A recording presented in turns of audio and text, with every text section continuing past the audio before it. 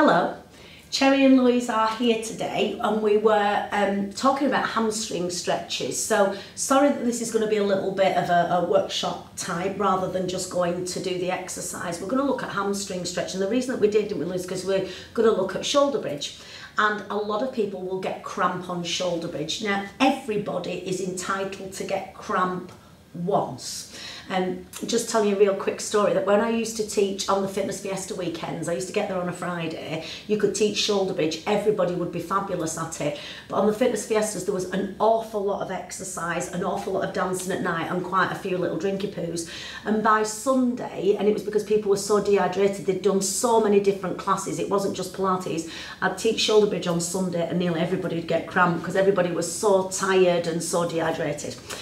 So it can be lots of different reasons why people get cramp, but very commonly, and I don't know if you'd agree with me, teachers out there, it's very often if they've got a bit of gluteal inhibition that the glutes are not very strong, the hamstrings are trying to take the stress, and so as soon as you try and load the glutes, the hamstrings take over and they'll get cramp. One of the ways of dealing with it is to strengthen the glutes.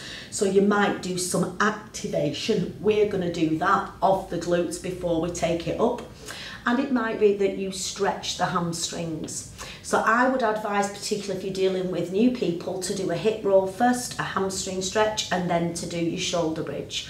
We're going to look at hamstring stretches. Now I'm going to get Lou just to do a basic hamstring stretch actively. So if Louise has got her arms down by her side, brings the knee in towards the chest and lifts the leg. We're looking at the spine being neutral-ish, we're looking at the sacrum staying down. And if you look at Louise doing that, in order to get this active stretch, she's got to be quite strong in the quadricep. She's quite flexible. This is dead good. I could just say to Louise before a shoulder bridge, little bit of release, take it down for me, Louise, and change legs. Opposite leg up into the air, straighten the leg, keep the sacrum down. Wouldn't that be brilliant if everybody was as good as Louise? Pop it down. Okay, so we're going to look at this one. If Louise is going to bring the knee in towards the chest, I'm going to get her to hold either side of the thigh, not right behind it, because how many times can people not get the hands behind the leg, particularly if it's a bigger gentleman? She's going to then straighten the leg up towards the ceiling. She's still in neutral. Now, if Louise could not straighten her leg, if she was here, bend the knee a little bit, and she couldn't straighten it, in this position, I wouldn't want her to let the leg release because it's going to be an awful lot of work into the hip flexor. So if she's got to keep the leg slightly bent, so be it. We could change it if she's got a leg straight, so she can straighten it. I can now straighten this left leg, and we were talking about this earlier. So when you straighten the left leg, it actually stops people from cheating and posteriorly tilting and lifting into the sacrum. It doesn't necessarily make the hamstring stretch harder unless they were cheating. Now it'll be a lot harder, but it's a position where people can't cheat in as much. Okay, and bring it in from there, let it go. Obviously you would do both legs, but just for the purpose of now.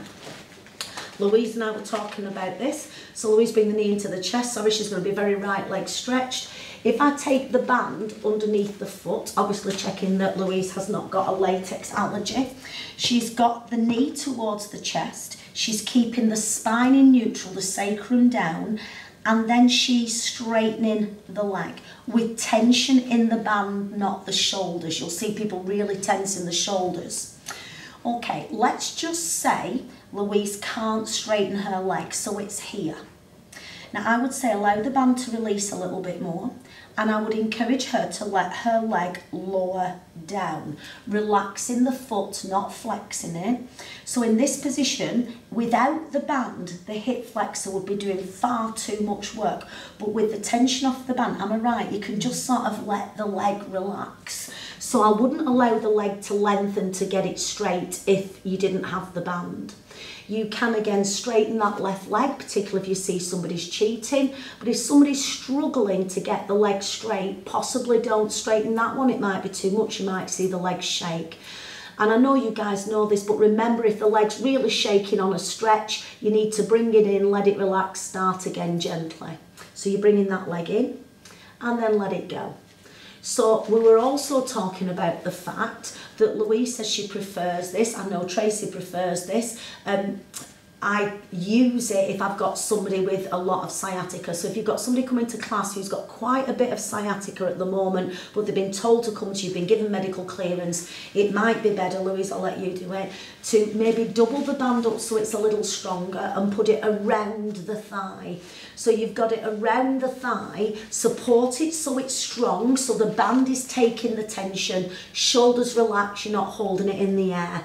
Now, particularly if somebody's got quite a bit of sciatica going on through the back of the leg, or maybe they're not very flexible, you might prefer to choose and do it this way. You would be encouraging the leg to straighten if you can. If they can't, don't worry. And you might progress it to eventually have this leg straight, but maybe not initially if they were struggling to get that leg straight. Yep, and you're bringing it back in and then let it release. And so you could stretch the hamstring differently. Let it go for me, Louise. We could stretch it so we're stretching more into the origin. So I'm going to get Louise to bring this right knee into the chest. Hold it as close as you can. So if she'd got a knee injury, I would get her to put her hands underneath the knee straight away, but she hasn't, so I'm keeping the hands here. If she'd had a hip replacement, she would be, let it go, Louise, for me, she would be holding it at arm's length. She hasn't, so she's bringing the leg in. If she straightens this leg out, Louise is getting a bit of a hip flexor release on the side that's closest to me, and we'll talk about that in another clip. I want a knee to face up to the ceiling. So particularly before shoulder bridge, this is quite a nice release of the hip flexor. Bring that knee in, start it with this leg bent, you can progress to having it straight. So I'm going to get Louise to put her hands underneath the knee this time, keeping it as close to the chest as you can.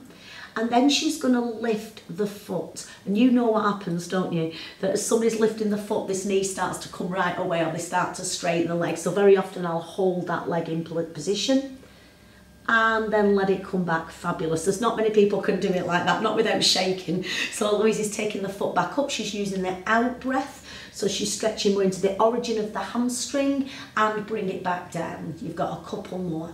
So you're taking that leg up, breathe, breathe, breathe, and bring it back down and release.